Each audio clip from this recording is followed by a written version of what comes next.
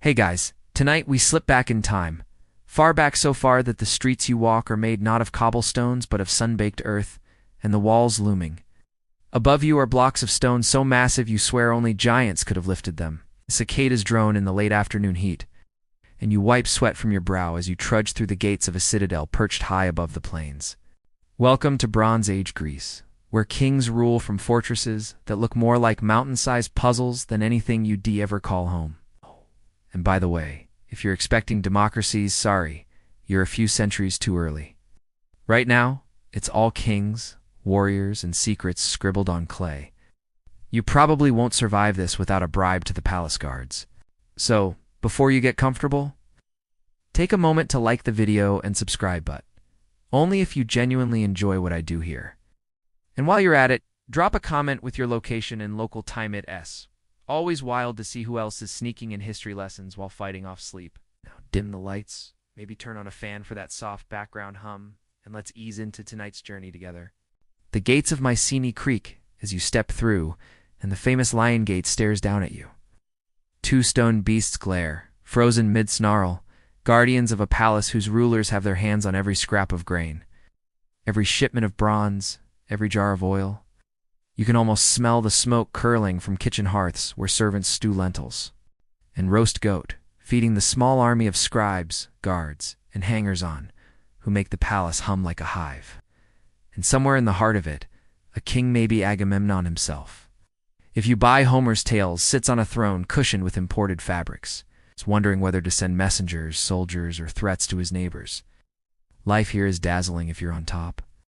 Gleaming gold masks lie buried in tombs, mask-like faces pressed onto the dead, giving them that unsettling frozen-in-time stare.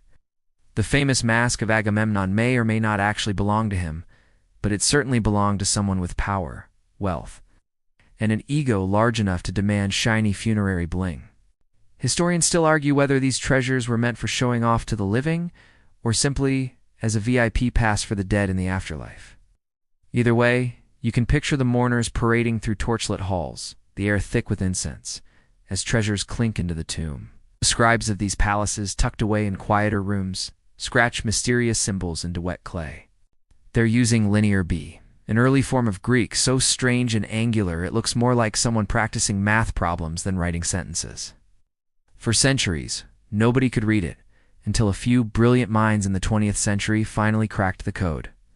The tablets don't hold Homeric poetry, sadly. Instead, they're more like palace receipts. 2 jars of oil to the smith, 3 sheep for the temple. Imagine keeping your entire government's paperwork in mud that can crumble if you sneeze on it. Still, it worked. And it shows you how the palace wasn't just a home, it was a machine, swallowing taxes in kind and spitting out authority. Yet palace life isn't only bureaucracy. There's a warrior culture here too. Bronze breastplates clank as warriors swagger through courtyards. Chariots, those flashy, 2-wheeled speed machines, rattle over packed earth, more for prestige than actual battlefield use. If you're unlucky enough to be a farmer under the king's thumb, you spend your life breaking your back in fields, paying dues in barley and olives, all so that the palace can fund its next round of feasting. And oh, the feast's whole oxen roasting on spits. Amphory of wine cracked open, harpers plucking strings while dancers stamp out rhythms. Imagine Thanksgiving, but every guest has a sword, and the mood could swing from merry to murderous depending on how much wine gets poured. And beyond the fortress walls, trade routes stretch across the seas. Mycenaean ships ply the waters to Egypt, Anatolia, and beyond, their holds stuffed with olive oil, wine, and pottery painted with spirals, octopuses, and the occasional stick-figure warriors that look suspiciously like the doodles you used to scrawl in math class.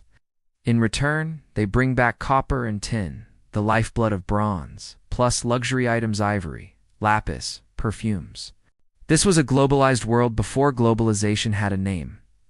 But it's not all shiny trade and glistening palaces. Step outside the citadel and the villages look starkly different. Mud brick homes, smoky hearths, small fields ringed with stone walls. Farmers toil in the heat, their diet heavy on bread, olives, and when they're lucky, goat cheese. Archaeologists even found weird little stirrup jars that might We carried perfumed oils, or maybe just the ancient equivalent of essential oils because apparently humans have always liked to smell slightly less like sweaty goats. Of course, lurking in the background is myth. When you hear of Mycenae, you can't help but think of Agamemnon leading armies to Troy, of Clytemnestra plotting his downfall, of Orestes chased by the Furies. Were these people real? Did their stories grow from these very palaces, their drama embroidered by centuries of retelling? Historians still argue whether the Trojan War happened at all, or if it was more like a telephone game stretched across centuries. What's certain is that later Greeks looked back at these kings with awe, thinking of them as almost superhuman ancestors. But while you stand in the throne room, tracing your fingers across the cold stone walls, you know something ominous is coming. These citadels won't last forever. Already the system strains under its own weight droughts, invasions, earthquakes, who knows. The palaces will burn, the scribes will vanish, and the writing will be forgotten for centuries. And you'd better memorize these sites, because once the flames come, the world of the warrior kings will be gone, leaving only ruins and whispers for archaeologists to puzzle over. For now, though the torches flicker, the gold glints, and the king's voice echoes through the hall as another order is shouted, another feast planned, another war prepared. The agora quiets, and you wander out toward the dusty fields that ripple under a harsh sun.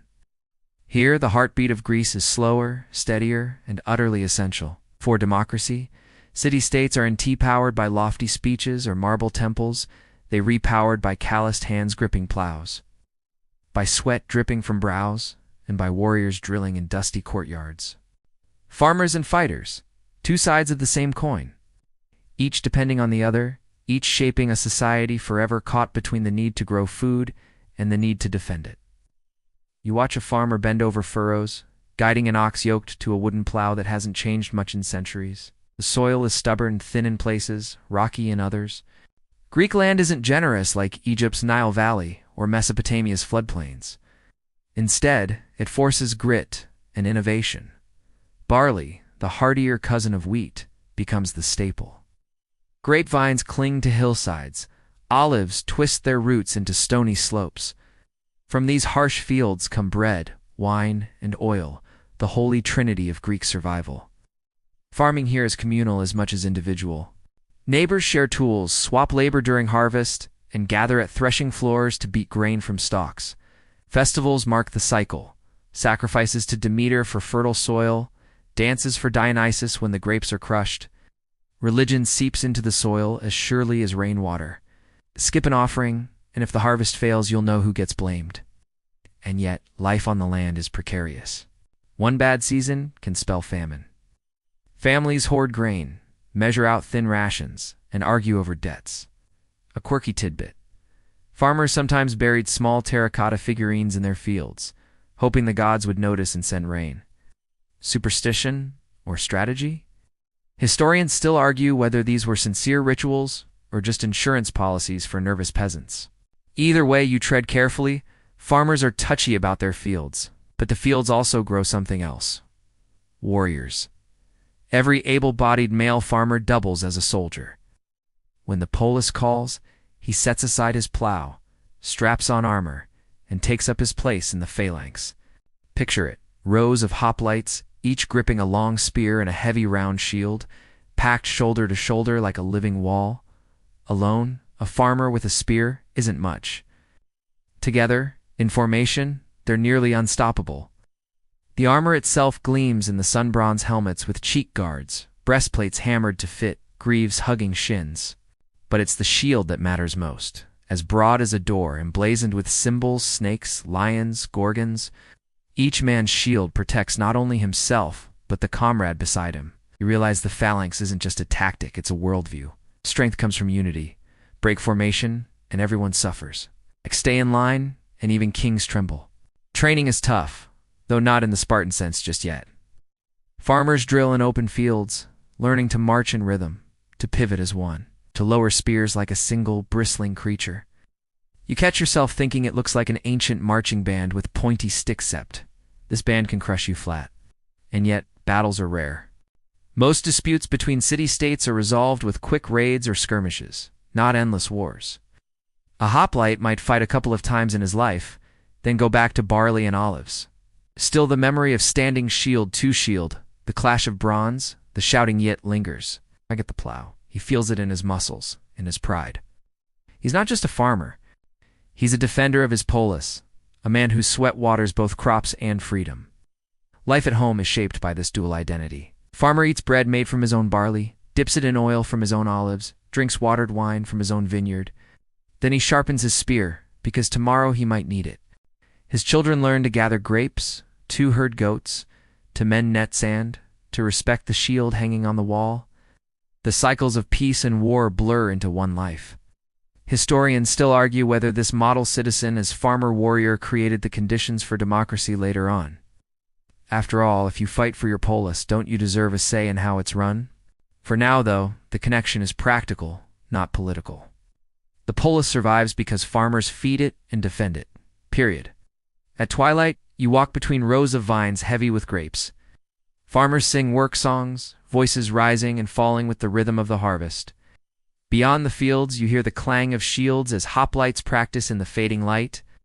Two worlds, one rhythm. You realize the truth. Before democracy, Greece belongs to these men, not kings, not philosophers, not even tyrants, but the ordinary farmers who plow by day and march by night, holding up their cities with muscle, discipline, and stubborn endurance. The clang of shields fades as you drift into quieter streets, where life hums in softer tones, pots clinking, looms clattering, footsteps padding across stone. Here, away from fields and phalanxes, you peek into homes, workshops, and back alleys, where the invisible backbone of the polis lives. Women, slaves, and outsiders. They may not hold formal power, but without them, the city would grind to a halt. Step into a courtyard house. The doorway opens to a small atrium, sunlight filtering through. Women bustle inside, managing everything from weaving to food storage to supervising servants. A Greek wife's domain is the oikos, the household. She keeps track of grain, oil, and wine, spins wool into thread, and weaves cloth on a loom that dominates one corner of the house. The rhythmic clack of the shuttle is the soundtrack of her day. Think of her as both CFO and production manager, except her work is unpaid, it's unrecognized, and largely confined within four walls. Still, women aren't powerless. In Athens, for example, they can't vote or own much property, but they're vital to religious life. Priestesses lead rituals, carry torches in processions, and guard sacred knowledge. Festivals like the Thesmophoria, honoring Demeter, are women-only affairs where men aren't even allowed to peek. Imagine rows of women chanting prayers, burying offerings, and swapping stories without a single male voice interrupting. Quirky tidbit. Some ancient comedians joked that if women ever banded together during these festivals, they could overthrow the city, which says a lot about how uneasy men felt about any hint of female solidarity. Now, you turn a corner into a workshop. Hammers ring, saws scrape, wheels spin. Most of the labor here falls to slaves captives from wars, children sold into bondage, or unlucky souls born into it. Some toil in fields, breaking their backs under the sun. Others grind grain endlessly, their hands raw from millstones. A few luckier ones work indoors, managing accounts or teaching children. Slavery is everywhere, woven into the very fabric of Greek life. Without it, farms, homes, and workshops would collapse. Yet most citizens rarely question it. Freedom for them, bondage for others. This is simply how the world works. Historians still argue whether Greek slavery was harsher or milder compared to other ancient systems. What's clear is that its ubiquity shaped everything. Citizens could spend time debating, farming, or fighting precisely because someone else often, invisible, handled the grind. You sip watered wine in a courtyard and realize every drop of leisure rests on someone else's labor. Then there are the outsiders, the medics. Foreigners drawn by trade, they settle in cities like Athens, but never gain full citizenship. Pay taxes, serve in the army, run shops, and enrich the economy, yet they remain perpetually on the margins. Imagine a wealthy Phoenician merchant who builds ships for Athens but can't vote or own land. He's both essential and excluded. A reminder that Greek identity is fiercely guarded, even as Greek culture thrives on outside influences. Step into the marketplace, and you'll see the mix. Women slipping through to buy figs, slaves lugging amphorae, medics selling purple dye or fine linen. It's messy, noisy, alive, and yet beneath the bustle, hierarchies hold firm. Citizens above, women and medics in the middle, slaves at the bottom. Everyone knows their place or risks harsh correction. And still, in private corners, the lines blur. Women whisper advice to husbands that sways household choices. Slaves overhear secrets that could topple reputations. Addicts cultivate friendships that give them influence without titles. Power seeps in through cracks, invisible but real. Quirky example, one Athenian woman, Aspasia, becomes so renowned for her wit and wisdom that she's said to have advised Pericles himself centuries later. Though mocked by comedians, her presence proves that women, when clever and bold enough, could bend even the loftiest men to listen. You glance at her shadow among these earlier women and wonder how many unrecorded Aspasias shape choices from behind the loom. By nightfall, torches flicker in narrow lanes. Women gather children to bed, slaves finish their endless tasks, medics close shop shutters. The city grows quiet, but the quiet hums with the weight of unseen labor. Tomorrow, citizens will boast in the agora. Farmers will march in ranks. Kings and tyrants will argue about power, but none of it would happen without these hidden hands. Weaving, grinding, carrying, and whispering from the margins. The night stretches on, but instead of slipping into silence, you hear murmurs rising from small gatherings, flickering oil lamps, circles of listeners, and one figure speaking with unusual confidence. These are not warriors or kings, but poets, sages, and thinkers, bending words and numbers into something that feels bigger than survival. You crouch closer because what's being shared here is the seed of Greek thought. Centuries before democracy puts down roots. Take Hesiod, a grumpy farmer poet from Boeotia. Picture him standing in a dusty field, straw in his beard, grumbling about lazy neighbors and the back-breaking grind of agriculture. From that crankiness, he spins works and days, part farming almanac, part moral sermon. He warns about cheating scales at the market, tells you when to plant barley, and slips in sharp reminders that justice personified as the goddess Dike watches everything. A mainstream fact? Hesiod lived around the 8th century BCE, roughly the same time Homer's epics were circulating, but instead of epic battles, he gave us the reality of dirt under fingernails and cosmic fairness. Then your ears catch another voice, softer, more musical. The lyric poets. Imagine Sappho of Lesbos plucking a lyre, weaving verses about love and longing.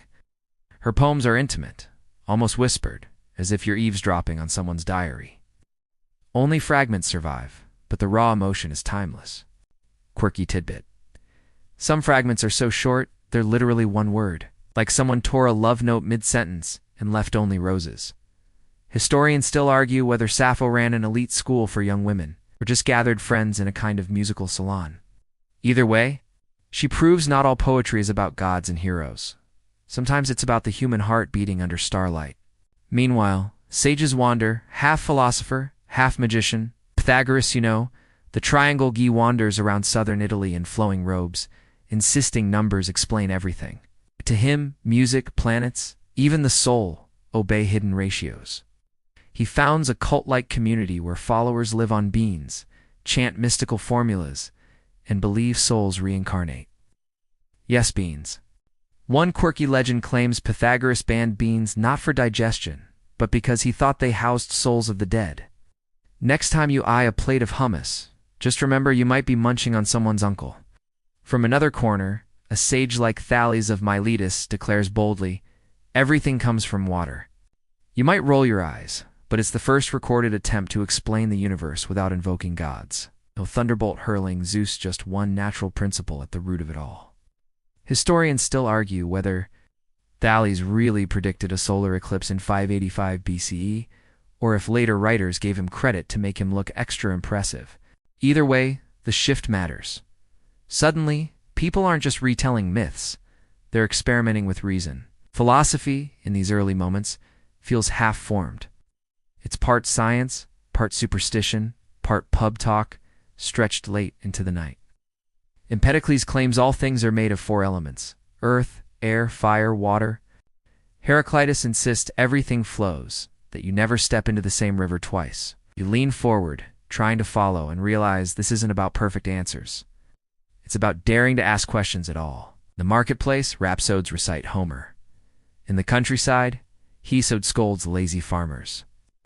On islands, Sappho sings her longing.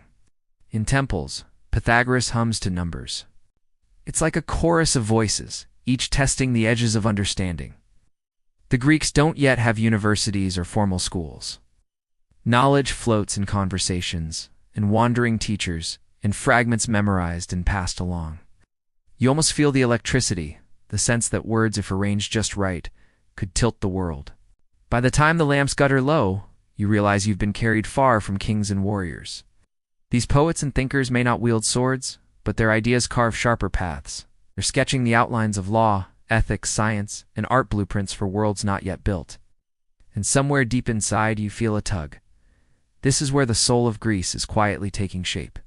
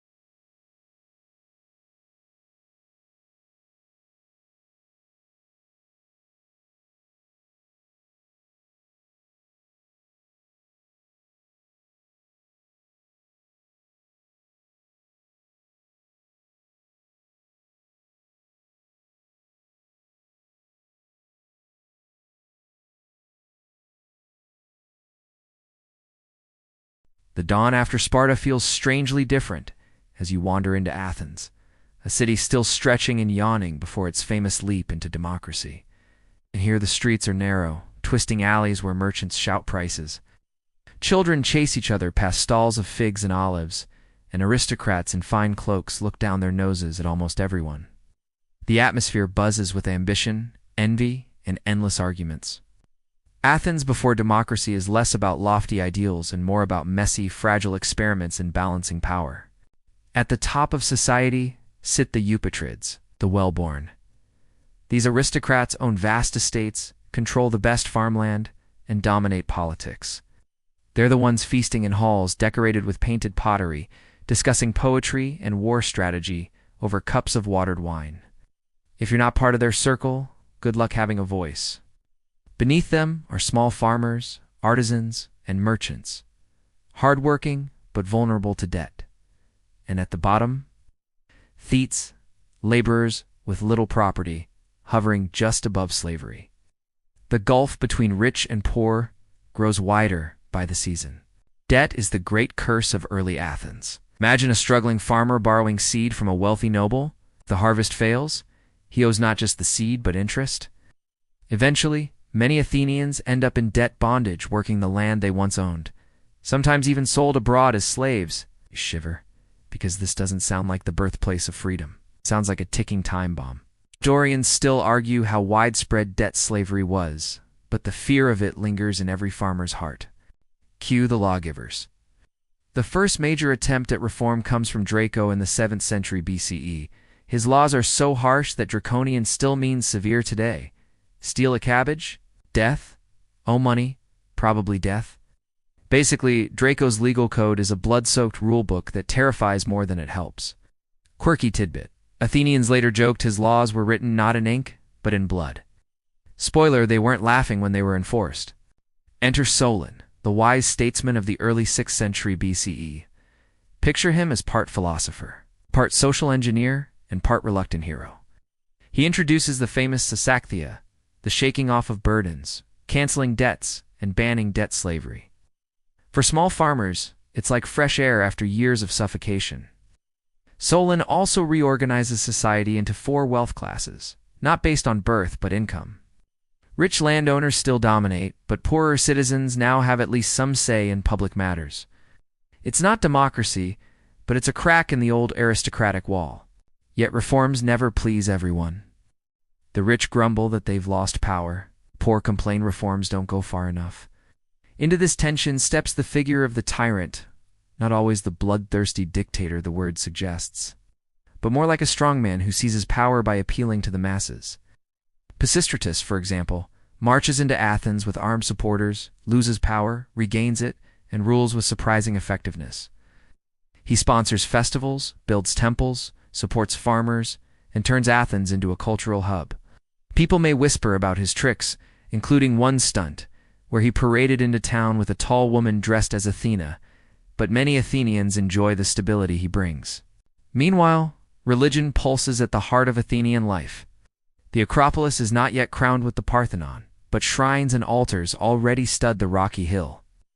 Festivals like the Panathenaea celebrate Athena with music, poetry, and athletic contests. Women carry sacred baskets in solemn processions, musicians pluck lyres, and athletes sweat under the summer sun, all blending piety with spectacle. Still, inequality never vanishes. Aristocrats scheme, merchants hustle, farmers toil, and thetes dream of something more. Athens before democracy is a stew of competing interests. Nobles clinging to privilege, reformers chipping away at tradition, and commoners slowly realizing their collective strength. The streets buzz with talk, complaints, hopes, arguments shouted over wine cups. You can feel it. Something big is coming, though no one can quite name it yet. By twilight, as oil lamps glow in the agora, you catch the hum of debate swirling around you. Athens isn't yet the democracy schoolbooks love, but the pieces are scattered across the board, laws written, debts erased, tyrants toppled, voices rising. The city stumbles, hesitates, argues, but in the messy noise of it all, you sense a future taking shape. The air grows heavy with tension as you wander between the looming shapes of 2 city-states whose very existence feels like rival philosophies carved into flesh and stone. On one side stands Sparta, all discipline and silence, spears gleaming beneath a crimson sunset. On the other lies Athens, loud with chatter, markets, and ideas sparking like flint in the dark. These are not just 2 places, they are 2 competing visions of what Greece could be. Sparta offers order, unity, and the strength of the phalanx. Every man is molded from birth to serve the state. Every woman expected to produce warriors. Every helot condemned to keep the machine running. There is clarity here. You know your role, your duty, your fate. Safety comes from obedience, from tradition, from the iron embrace of discipline. A Spartan might look at Athens and scoff. Too much chatter, too much chaos, too much softness. Freedom, they'd mutter, is an illusion when you cannot defend it. Athens, however, thrives on restlessness. Laws shift, tyrants rise and fall, merchants and artisans push for a voice, reformers scribble new systems into existence. It is a city of arguments, where every citizen thinks his opinion matters. And somehow, that noise begins to coalesce into something revolutionary. Here, freedom is not silence, it is speech, action, and the risk of disagreement. A Spartan visiting might call it weakness. An Athenian might call it life itself. Historians still argue whether Sparta's rigid model or Athens' messy experiments better served the needs of the time. What is clear is that both shaped Greece's destiny. Without Sparta, Persia might have swallowed the mainland whole. Without Athens, philosophy, theater, and democracy might never have taken root. They were rivals, yes, but also complements two sides of the Greek coin, each forcing the other to sharpen itself. Quirky tidbit. Ancient comic poets in Athens often lampooned Spartans as monosyllabic brutes. No. Fight. While Spartans dismissed Athenians as chatterboxes who couldn't march in a straight line, it was history's earliest version of trash talk, proving that even in the 5th century BCE, stereotypes ran deep. As you drift between these worlds, the contrast feels electric. Sparta's rigid silence hums like a taut bowstring, Athens' noise like sparks flying off a forge. Neither vision is perfect, both are flawed, yet together they form the strange beating heart of Greece before democracy fully blooms. And you, wandering these roads, are caught between the shield wall and the agorous chaos, hearing the drumbeat of history quicken. By nightfall, the stars scatter over both cities alike. Farmers, warriors, slaves, women, poets, sages, they all lie down beneath the same sky, unaware that their struggles and experiments will echo through centuries. The story of Greece before democracy is not about a single path, but about tension, balance, and the restless search for how humans should live together. Let your shoulders sink back into the pillow. The noise of Athens fades. The march of Spartan boots grows distant, until both blur into a soft hum like waves rolling against the shore. The rivalry of city-states, the clang of swords, the chanting poets, all of it dissolves into mist, leaving only the quiet shimmer of starlight over the Aegean. You take a slow breath, imagining the warm air of a Greek night. Olive trees rustle gently in the breeze, their silver leaves flickering like whispers. Far off a lyre plays, its notes soft and wandering, not meant for battle or debate, but simply to lull you into calm. The voices of philosophers and warriors fade into background murmurs, like distant conversations you no longer need to follow. Let the images soften. The dusty roads, the crowded agora, the training grounds of Sparta, all melting into shadow. What remains is a sense of balance, the awareness that even in conflict, there is rhythm. Even in struggle, there is pattern. Even in noise, there is rest. Your body grows heavier, as though you are sinking into the earth of Greece itself, held gently by centuries of memory. You don't need to argue laws or march in ranks. All you need to do is breathe, slowly, steadily, like the sea tide moving in and out. The world of ancient Greece continues to turn without you. Farmers wake, poets sing, rulers plot, but you are free to drift away, leaving them to their stories. Close your eyes, the hum of history fade. Tomorrow is far away, and tonight belongs to peace. The feast smoke fades, and when the wind shifts, you smell something far less pleasant: burning timbers. Charred stone, a civilization unraveling. You blink, and the bustling courtyards of Mycenae vanish into rubble. All across Greece, those palaces you just admired are collapsing like dominoes. Knossos, Tyrans, pilous fortresses that once echoed with harp strings and clattering bronze are silent now, gutted by fire. You pick your way over shattered walls, crunching pottery shards underfoot. No more scribes scratching linear B into damp clay. The writing system simply vanishes, as though people decided, paperwork's overrated. The collapse is so total that for centuries afterward, no one remembers how to write at all. Welcome to what later scholars will call the Greek Dark Ages. It sounds like a spooky video game level, and honestly, it feels that way too. Gone are the gilded masks and grand feasts. Instead, you see scattered villages of people huddling around smoky hearths, scraping by with little more than barley gruel, goat's milk, and maybe a sliver of dried fish if they're lucky. You feel the chill in their mud brick homes drafts sneaking through, children coughing in the corners. Without the palace redistributing food and goods, survival is suddenly a daily gamble. What caused this apocalypse? Historians still argue whether it was invasion, earthquake, drought, internal rebellion, or maybe a cocktail of all of them. One theory blames the mysterious sea peoples, marauding bands who swept across the Mediterranean like pirates with better marketing. Another suggests that years of crop failure starved the palaces into ruin. Maybe the kings just overreached, stretching their resources thin until the system snapped. Whatever the reason, the result is the same. The lights go out on Bronze Age Greece. And with that blackout comes silence. Imagine trying to order pizza but forgetting the phone number, the menu, and even how to read the receipt. That's the scale of the loss when writing disappears. Linear B tablets crumble in the ruins, and nobody bothers to teach the next generation how to make them. For hundreds of years, the Greeks live without literacy, passing stories by word of mouth. If you're a kid in this world, bedtime doesn't mean reading a book, it means listening to Grandpa drone on about battles long past, and hoping he doesn't fall asleep halfway through. But it's not all gloom. Human beings are annoyingly resilient. Families cluster in tight-knit villages bound by kinship and loyalty. Chiefs, not kings, step into the power vacuum. They read less like Agamemnon on his golden throne, and more like the guy who owns the biggest herd of goats in your valley, wealthy enough to boss people around, but still hauling his own water when necessary. These leaders measure prestige not in gold masks, but in cattle, land, and who can tell the best stories around the fire. You also notice something quirky: grave goods shrink. Where once kings were buried with swords and jewels, now graves hold little more than pottery or a few iron trinkets. Iron, that's new.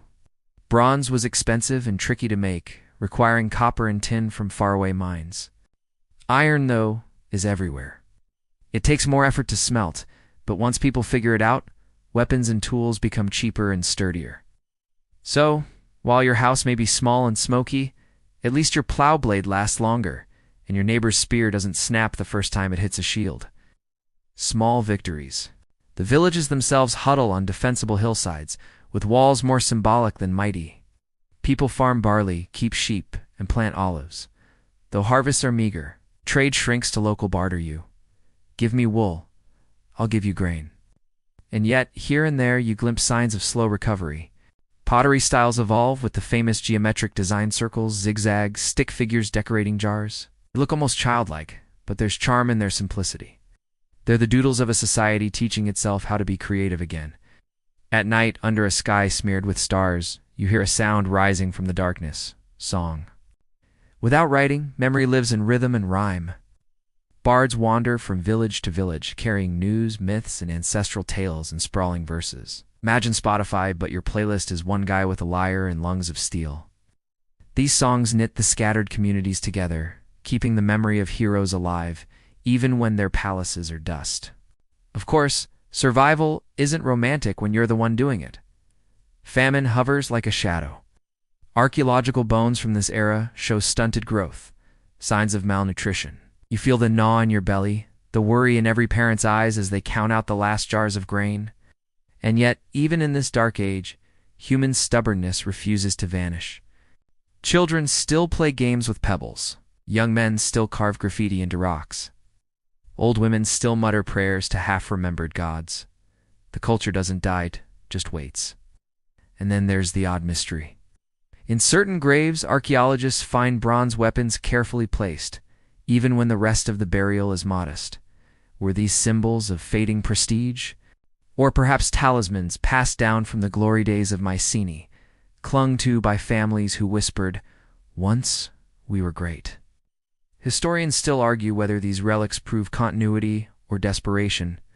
You can imagine a young boy handling a battered bronze sword, hearing his grandfather say, "Your ancestor fought at Troy," even if nobody remembers what Troy really was anymore. So here you are, trudging through smoke-stained ruins into villages that barely scrape by. The kings are gone, the scribes are gone, the luxuries are gone.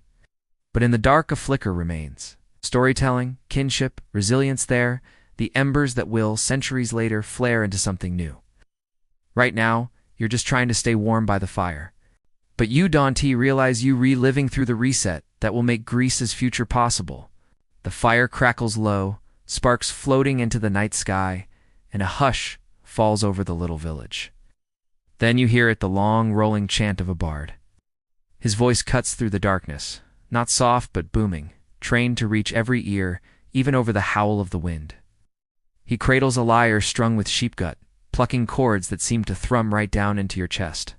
And the words he sings are older than anyone in the circle, older than this particular village, older even than the ruins you picked through at Mycenae. Tonight, you're hearing the songs of Homer, or at least the tradition that will one day become Homer. You lean in, shivering as the bard calls upon the muse, his verse flowing in rhythm, each line measured to fit perfectly into a pattern of beats. The cadence is hypnotic. This isn't a story meant to be read quietly on paper. It's meant to be performed booming through smoky halls, keeping both warriors and children spellbound. He sings of a quarrel, of a hero named Achilles, whose anger was so destructive it toppled armies. He sings of Odysseus, clever and cursed, wandering seas so wide you feel the salt spray just from listening. The audience gasps at the mention of gods, who meddle like petty neighbors, Athena whispering advice, Hera scheming, Zeus sulking on Olympus. It feels larger than life, yet it's rooted in scraps of memory from the Bronze Age. Archaeologists still argue whether Homer's tales preserve genuine history or just myth woven from imagination. Was there really a war at Troy? Or is it all just a giant poetic fan fiction about honor and hubris?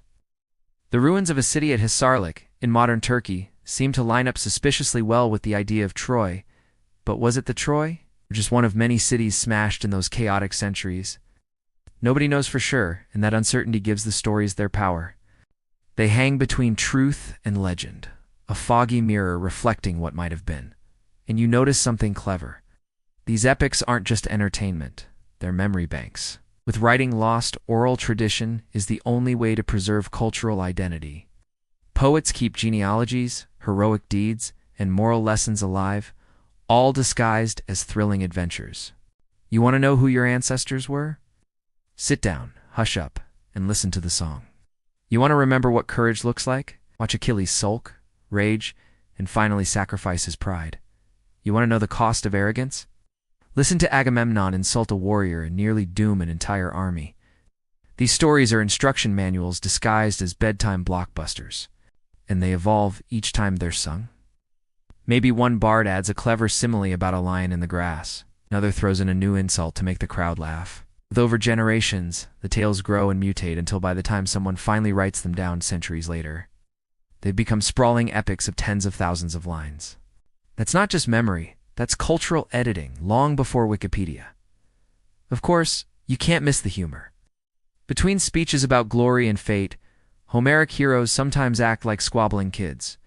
Achilles sulks in his tent because someone took his favorite toy, in this case, a captured woman. Odysseus gets trapped in a cave because he can resist telling a giant cyclops his real name, basically doxing himself out of sheer pride. You laugh, because even through the grandeur you see the humanity. These heroes are larger than life, yes, but also ridiculously relatable. The bards themselves are characters worth watching. They wander from village to village, earning meals and a bed in exchange for stories. Some become celebrities welcomed like rock stars. Others, less skilled, probably find themselves booed or bribed to keep quiet. A quirky tidbit.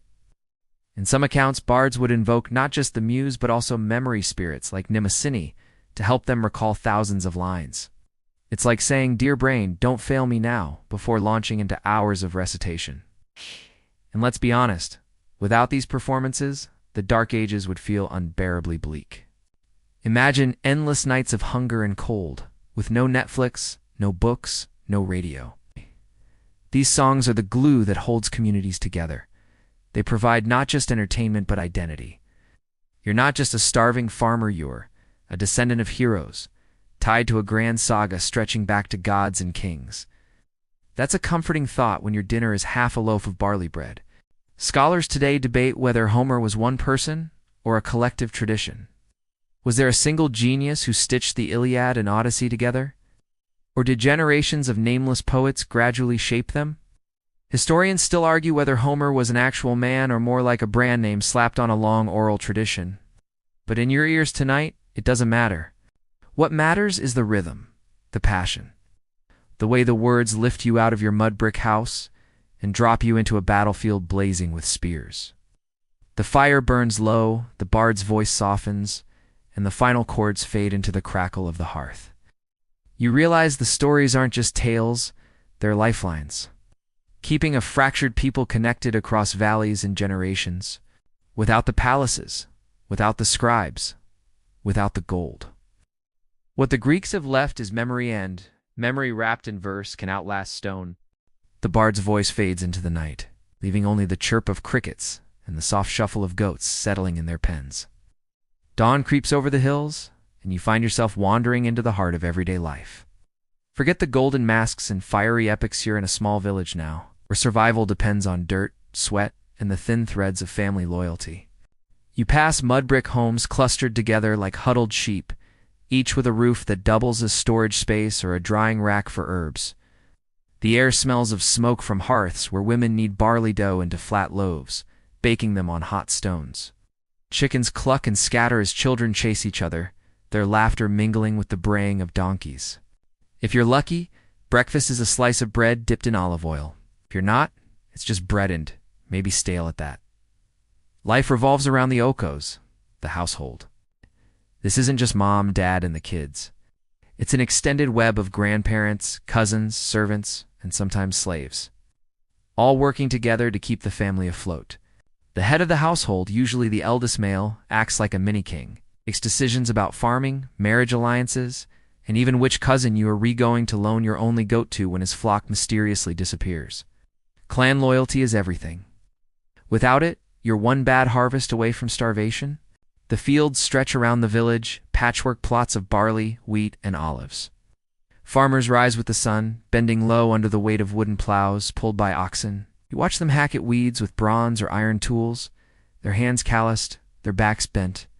It's slow, grinding work, but if the gods are kind, it fills the granaries. When the harvest is bad, you can practically feel the tension simmering, families haggling. Chiefs mediating disputes, neighbors accusing each other of hoarding, and chiefs, they're everywhere. No palaces here, but every community has its strong man. The wealthiest and most persuasive figure who rallies warriors and presides over disputes. You see him sitting under a tree, staff in hand, listening as to farmers argue about a stolen goat. The staff isn't just decoration, it's a symbol of authority, as much as a crown would be in later times. If he rules fairly, people trust him. If he doesn't, well, expect a feud. Feuds are practically a village sport. Quarrel over land, a broken marriage promise, or an insult at a feast can spiral into bloodshed between clans. Without central government or written law codes, justice is personal. You wrong my cousin, and my cousin's cousin will show up at your door with a spear. Historians still argue whether these feuds strengthened community bonds or tore them apart. Either way, everyone knows the rules. Honor must be defended, debts must be paid, and grudges last longer than wine in the amphora. But don't think it's all grim. Village life has its joys too. Feasts break the monotony with roasted lamb, songs, and maybe a little dancing. Shepherds carve flutes out of reeds, filling the air with tunes that sound strangely timeless. Children invent games with pebbles and knuckle bones, laughing until the elders shush them.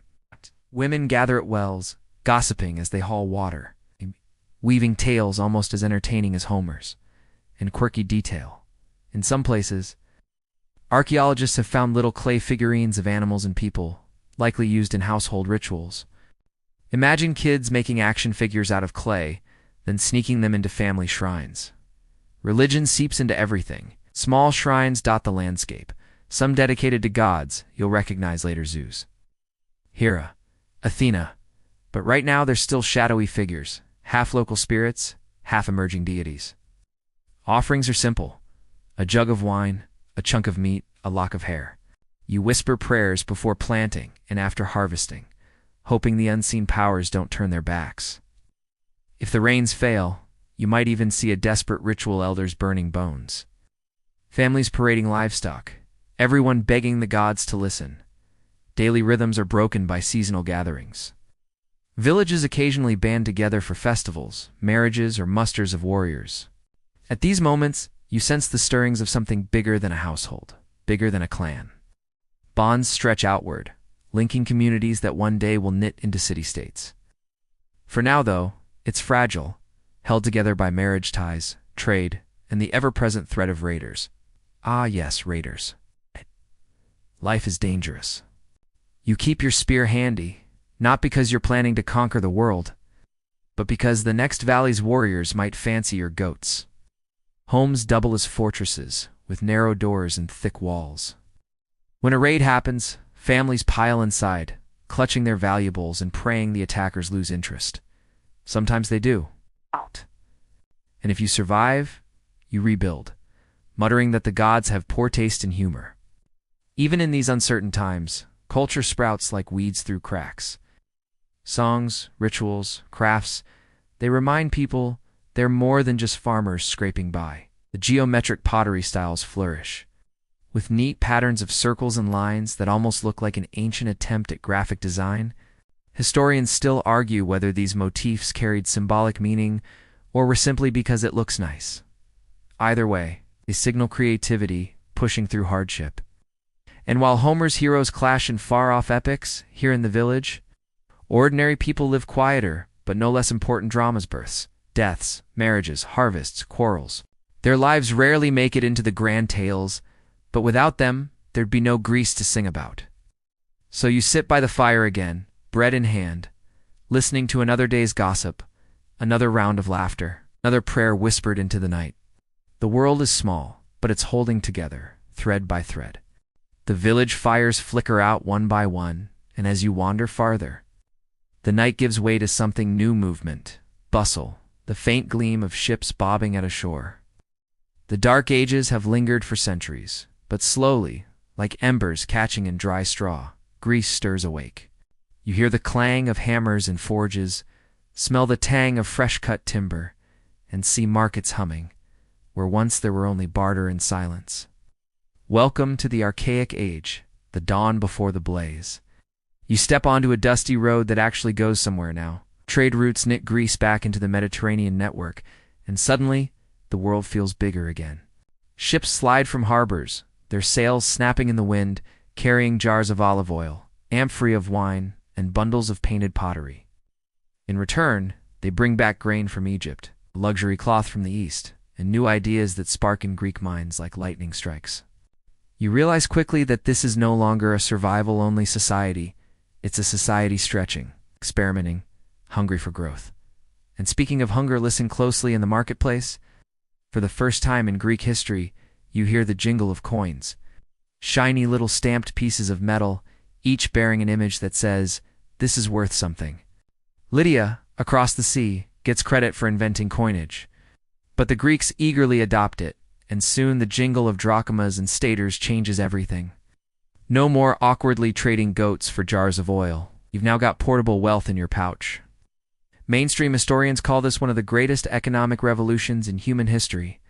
Fringe thinkers like to joke that it was also the invention of accidentally losing your paycheck in a tavern. And with trade comes architecture. As you stroll into town, you see temples rising. Not the small shrines of the Dark Ages, but grand buildings of stone, their columns marching like soldiers. The smell of incense wafts out, and you catch sight of gleaming statues, half human, half divine. Gods are no longer just local spirits guarding your olive tree. They re-now cosmic figures with temples worthy of their power. You pause under a half-built column, watching masons hammer blocks into place, each clang echoing across the valley like a promise of permanence. But temples aren't the only new sight. Around you, villages swell into palaeus, city-states.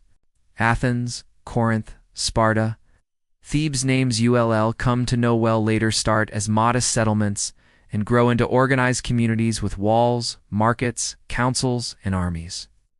Instead of families clinging to isolated plots, you feel the pull of something larger. People call themselves not just sons of so-and-so, but citizens of a polis. That shift is subtle, but seismic. Loyalty is no longer only to your clanates, to a city that embodies your shared identity. Still, don't imagine it's all smooth progress. Aristocrats dominate these early city-states, their estates spreading across fertile land, while poorer farmers scrape by. You can almost hear the muttered complaints of debt-ridden peasants, who risk selling themselves into slavery to survive. And yet those tensions will push society toward reforms and revolutions later on. For now, The aristocrats throw lavish banquets, reclining on couches while servants refill their wine cups. Poets recite verses, and the air buzzes with debate. You, naturally, are the awkward guest who doesn't know which fork to use. Except there are no forks yet, just greasy fingers. One quirky detail. Greek aristocrats love to show off their wealth by breeding horses. Chariots may be outdated for war, but racing is still the ultimate flex. You picture a wealthy noble parading his stallions through town. You can practically hear the villagers rolling their eyes because, yes, even in antiquity, rich people found expensive hobbies to annoy everyone else. Beyond the banquets, something stirs in the intellectual air. The alphabet arrives. Borrowed and adapted from the Phoenicians, this new system of writing is simpler than linear B. Easy enough that even ordinary merchants can scratch letters onto pots or write down debts, see graffiti on walls, dedications carved into shrines, even casual notes. For the first time in centuries, language is no longer only oral. Words become permanent again, and that changes everything from trade receipts to poetry. Imagine hearing Homer's epics finally written down, frozen, so they can travel beyond the bard's memory. Historians still argue whether literacy spread fast or stayed limited to elites, but either way you feel the buzz of possibility. Once a culture can write again, it can record laws, treaties, and ideas. Memory is no longer fragilite, etched in ink and stone. And with memory comes identity. City-states begin to stamp their coins with symbols: a turtle for Aegina, an owl for Athens, a Pegasus for Corinth. These aren't just economic tools. They're tiny declarations of we exist. Every coin, every inscription, every temple rising skyward announces that Greece is no longer stumbling in the dark. It's striding into something bold. Of course, this is still the archaic age, so don't get ahead of yourself. You're not in the democracy of Pericles yet. Tyrants, aristocrats, and warlords still dominate, and life for the average farmer is still backbreaking. But as you look around, you sense the shift. Villages are becoming cities. Markets are buzzing. Gods are stepping onto marble stages. And for the first time, ordinary people are beginning to dream that their voices might matter. The world is stirring, and you're walking right into its heartbeat. You wake to the sound of trumpets and shouting, the thud of feet on packed earth. Dust rises in the morning sun as crowds surge toward a field outside a sanctuary. Farmers, warriors, merchants, and even wandering bards jostle shoulder to shoulder, every face turned toward a makeshift stadium. Something big is happening here, something brand new. You've just arrived at the first Olympic Games. The air is alive with excitement. Olive branches sway, incense smolders from an altar, and somewhere a priest is chanting to Zeus, the king of the gods. The festival isn't just about sport, it's about honoring the divine. Offerings pile up on altars, the smell of roasted meat mingling with sweat and dust. A bull bellows before it's sacrificed, its blood staining the ground in a ritual that's half religion, half spectacle. You catch yourself holding your breath because everyone else is too as. The athletes step forward, and what athletes they are. Naked, bronzed, slick with olive oil, muscles gleaming in the sunlight. They stand barefoot, adjusting wreaths of laurel, and stretching like they're about to film a fitness commercial. The nakedness might shock you, but here, it's a statement. I have nothing to hide. My body is my honor. Plus, clothes would just slow you down. You probably wouldn't survive a single sprint among these guys. Let's be honest. The competitions begin. First up, the stadium race. A sprint the length of the stadium, about 200 meters. It's the runners crouch, the crowd roars, and then they're off. Legs pounding, arms pumping. The winner crosses the line to deafening cheers, his body heaving, sweat dripping. His prize, not gold or silver, but a simple wreath of wild olive leaves. That's it. No cash, no trophy, just a crown of leaves and eternal bragging rights. Yet that honor is worth more than treasure. In his hometown, the victor will be showered with gifts, given front row seats at festivals, maybe even free meals for life. But the games aren't just about sprinting. You watch as men grapple in wrestling matches, muscles straining, dirt flying. The crowd roars with every throw. Then comes boxing fighters wrapping their fists in leather thongs, swinging punches that echo through the air. And finally, the pancration. A brutal mix of boxing and wrestling where almost anything goes. Fingers jab, legs twist, bodies slam to the ground. The only rules? No biting, no eye gouging. Everything else is fair game. It's raw, it's terrifying, and the crowd loves it. You, on the other hand, are silently grateful you're not in the ring. Then comes the pentathlon. Discus soaring through the sky. Javelins whistling past, long jumpers leaping with weights in their hands to give momentum. Each athlete pushes his limits, testing skill, speed, and strength. You can't help but feel the excitement ripple through the crowd, a mix of awe and civic pride. These aren't just games, they're proof that the human body, trained and disciplined, can rival even the gods. A quirky tidbit? Victors sometimes commission statues of themselves to be placed at Olympia, often inscribed with humble brag lines like, "Look upon me and know I'm awesome." And if an athlete cheated, he was fined, and the money used to build statues of Zeus reminders to future athletes that dishonor earns you a monument to your shame. Imagine walking past a row of stone inscriptions basically saying, "Don't be like this guy." But what's really striking is the atmosphere of unity. For a few days, Greeks from all over, Athenians, Spartans, Corinthians, Islanders, lay down their arms. Sacred truce, the Echacheria, guarantees safe passage to Olympia. No raiding, no fighting, just games. Historians still argue whether this truce was always respected, but the idea itself is powerful. In a fractured land of feuding city-states, here's one moment where Greeks remember they're all part of something bigger: Hellenes, children of the same gods. Of course, not everyone gets to join. Only freeborn Greek men can compete. Women, officially barred. Though in a twist, there are accounts of women sneaking in, disguised as trainers or sneaking glances from hills nearby. Later, special games for women, the Herae, emerge, featuring races in honor of Hera. But right now, the Olympics are a men-only stage. If you're a woman in this crowd, you're mostly watching, cheering, or managing the feast preparations afterward. Speaking of feasts, the games are as much festival as sport. Vendors hawk food, bread, cheese, figs, and jugs of wine. Poets recite odes to victors. Sculptors seek wealthy patrons. Musicians play flutes and lyres to keep the mood festive. Olympia becomes a carnival of culture, religion, and commerce. Imagine the Super Bowl mashed up with Burning Man and a mega-church service, and you're not far off.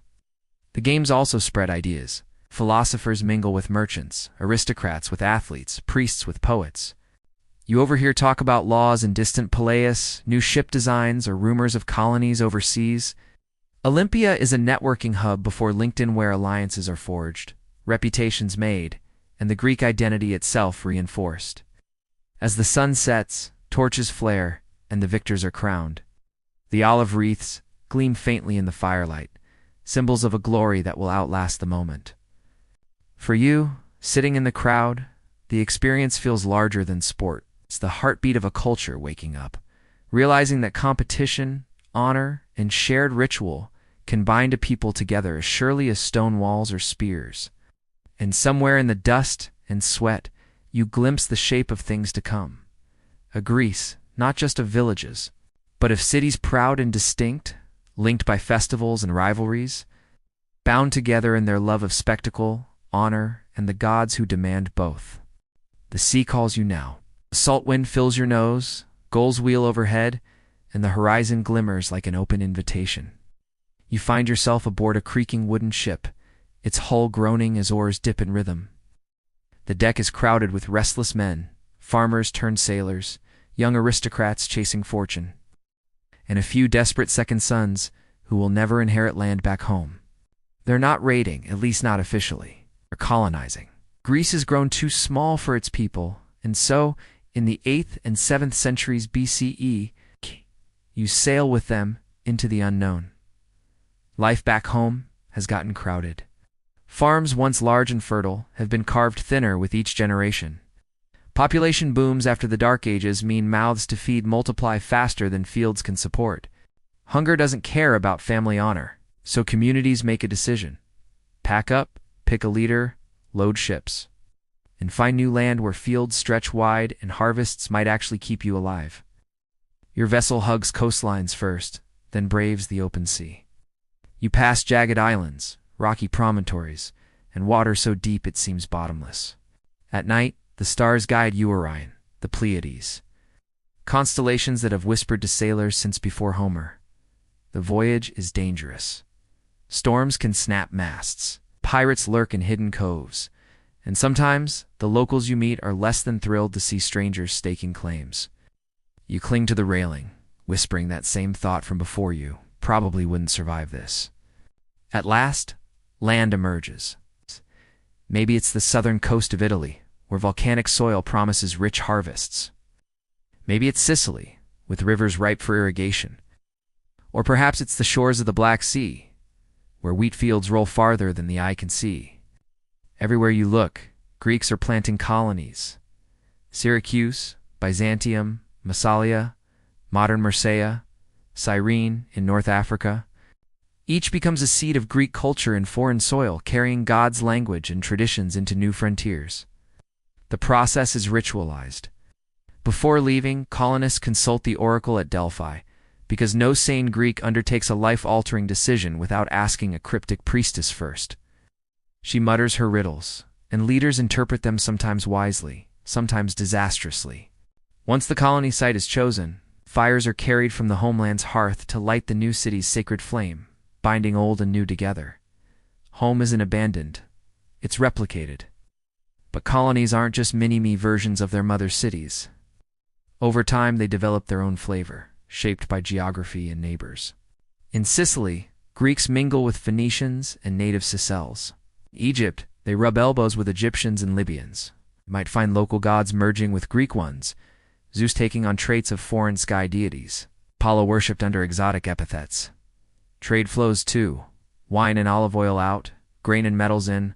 The colonies become lifelines, feeding the mainland and fueling new ambitions. Quirky detail? Some colonies are founded for reasons that sound questionable. There's one legend of a group settling in southern Italy because their women couldn't stop gossiping, so they sent them away. True? Probably not. But the fact that such stories circulated shows how Greeks poked fun at themselves while explaining how far their people had spread. Colonization also sparks cultural fireworks. New lands, Greeks encounter technologies and ideas they'd never seen before. From the Near East comes the alphabet, borrowed and adapted from the Phoenicians, making writing simpler and more flexible than those old linear B-scratches. From Egypt, they bring back art styles and architectural inspiration. Historians still argue whether colonization was mainly about survival, trade, or sheer adventure. But what's certain is that it accelerates the awakening of Greece. You wander through a fresh colony's streets, simple huts at first, later stone houses. Central agora forms the marketplace, buzzing with trade. Temples rise to the familiar gods, though the stone may have been cut by foreign hands. Farmers till new soil, craftsmen hammer bronze, and children run barefoot along the shore, their accents already bending toward a local dialect. Within a generation, this colony isn't just an outpost, it's home. Still, ties to the mother city remain strong. Colonists send gifts back, celebrate the same festivals, and swear loyalty to ancestral gods. Yet colonies can also outgrow their parents, rivaling them in wealth and power. Syracuse, for instance, becomes a powerhouse in its own right, shaping Mediterranean politics. You can almost sense the pride swelling in these settlers. They carved out space where once there was only wilderness, proving Greek ingenuity isn't confined to the homeland. On deck again, you watch sailors haul an amphorae filled with grain from the Black Sea. Without this lifeline, Athens and other cities might starve. The colonies don't just expand horizons. They make mainland Greece possible. It's a delicate balance, part partnership, part dependency, part competition. And beneath it all simmers a sense of Greek identity growing stronger. Scattered across distant coasts, surrounded by foreigners, Greeks cling even harder to what unites them: language, gods, myths, and customs. Festivals like the Olympics gain new meaning as colonists return to prove they were still part of the family. The more they spread, the more Greekness matters. As the sun dips, your ship sails into a foreign harbor alive with the sounds of barter Phoenicians offering purple dye, Egyptians trading papyrus, Thracians with timber and slaves. The colonists step ashore, carrying their city's fire, their god statues, and their stubborn determination. You follow, realizing this restless energy, this refusal to stay confined, is what will shape Greece into something far larger than its rocky homeland. You drift into a temple courtyard, and suddenly the air thickens with incense. Columns rise like giant marble trees, their fluted trunks glowing in the sun, their capitals curling into spirals. They're in the presence of gods, or at least in the spaces humans have built to honor them. Ancient Greece before democracy isn't just about kings, farmers, and colonies. It's about religion, art, and the myths that stitch the whole culture together. Everywhere you turn, gods are in stone, song, and ritual. The world feels alive with divine personalities. You pass a shrine to Zeus, father of gods, who throws thunderbolts like a moody dad hurling TV remotes. Next is Athena, wise and stern, watching over Athens with her owl-eyed gaze. Down the road, Dionysus lures crowds with promises of wine, theater, and ecstatic release.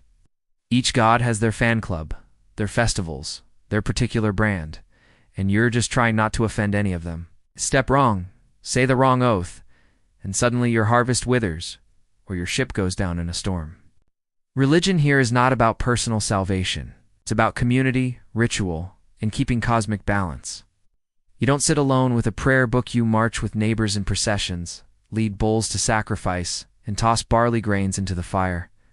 The gods like offerings: meat, wine, honey cakes, even the occasional statue of solid gold. The smell of roasting flesh fills sanctuaries as priests sprinkle blood on altars. You might wrinkle your nose, but to Greeks, this isn't grim. It's a barbecue with cosmic significance. Everyone eats afterward, except for the gods, who receive only the smoke. Got jokes on them, perhaps, though you probably shouldn't say that too loudly. The artistry surrounding the gods is staggering. Sculptors carve lifelike statues, their marble muscles so realistic you half expect them to flex.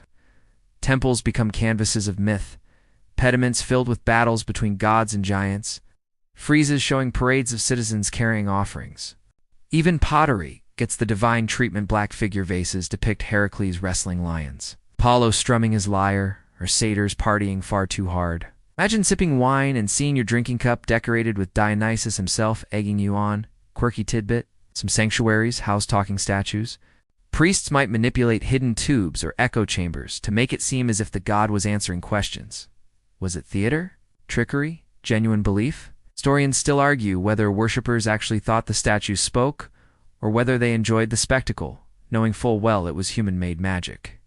Either way, it worked. Pilgrims left convinced they'd heard a god's voice. Music and poetry, too, pulse with divine presence. You wander into a festival where rhapsodes chant Homer, their voices rising and falling like waves, retelling tales of gods mingling with mortals. Or you slip into a symposium, drinking partyware. A poet strums a lyre, singing of Aphrodite's beauty, or Artemis' wrath.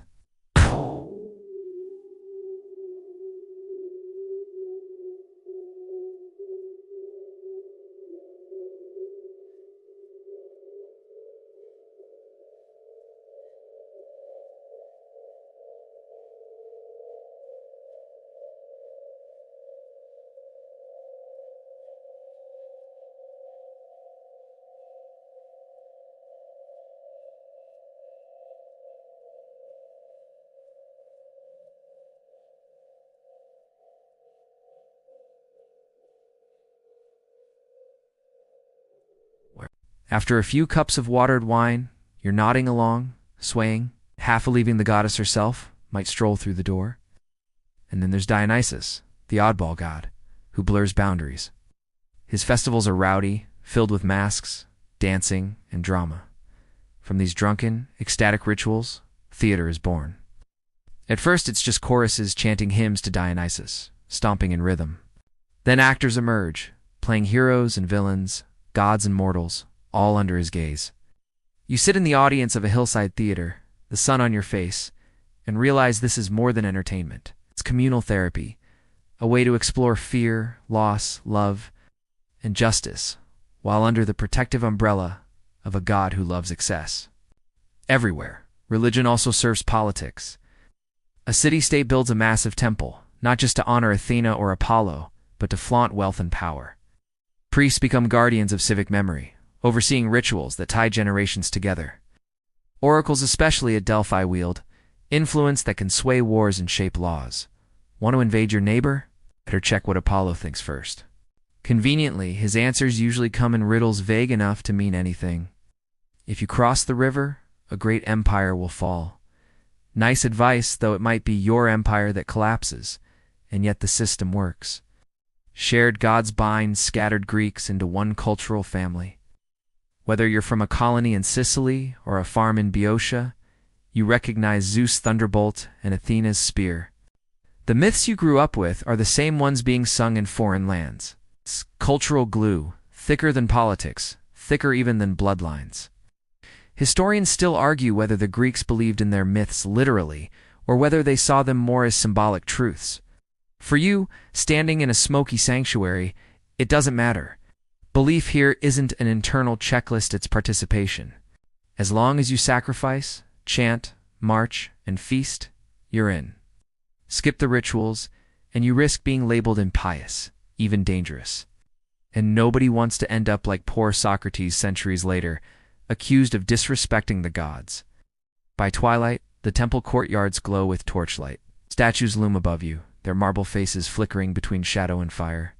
Somewhere, a flute trills, a priest murmurs blessings, and the crowd sways with the rhythm of an eternal pattern. Give to the gods, receive protection, repeat. The air hums with it. The marble remembers it.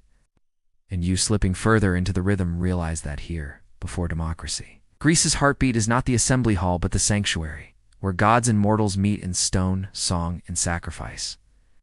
You shuffle from the temple courtyard straight into the noisy heart of a city-state, and instantly the god statues fade into the background, placed by something far more human: power. Who gets to rule? Who makes the laws? Who decides when to march to war? Before democracy, Greece is a patchwork of experiments, some ugly, some ingenious, where kings, tyrants, and lawgivers all jostle for control. First, kings. In the earliest days, each polis seems to sprout from the soil with a monarch at its head. In Sparta, this tradition lingers stubbornly, with not one but two kings at a time, because why stop at a single hereditary headache when you can double the drama? These dual kings trace their lineage back to Heracles, or so they claim. In practice, one often leads armies abroad, while the other stays home to guard the city. A tag-team system that sometimes works and sometimes collapses into petty rivalry. You glance at them and think, family business plus politics? That can't end well. Elsewhere, kings fade into memory, replaced by aristocrats. Picture wealthy families clustering in marble courtyards, sipping wine and reminding everyone that their grandfathers fought at Troy. Even if their only real accomplishment is owning the best sheep pasture, they monopolize power, make laws favoring themselves, and expect the poorer folk to nod along. Spoiler: the poorer folk don't always nod. Enter the tyrants. And no, in this period, tyrant doesn't automatically mean evil despot. It means someone seizes power outside the usual rules, often by appealing to the frustrated majority. Imagine a silver-tongued noble standing in the marketplace shouting down with the greedy elites, promising tax cuts, debt relief, and free grain. The crowd cheers, the aristocrats panic, and suddenly bam, new ruler. Some tyrants actually deliver. Pisistratus of Athens, for example, builds aqueducts, sponsors festivals, and gives farmers loans. Others, let's just say they enjoy banquets and bodyguards more than justice. Quirky tidbit. One tyrant, Periander of Corinth, supposedly consulted another tyrant on how to keep control. The advice? Wordlessly walk through a field and cut down the tallest stalks of grain. Translation: eliminate your rivals before they outshine you. Subtle, but between kings and tyrants, a curious figure appears: the lawgiver. Cities begin to realize they need more than brute force and family pride to survive.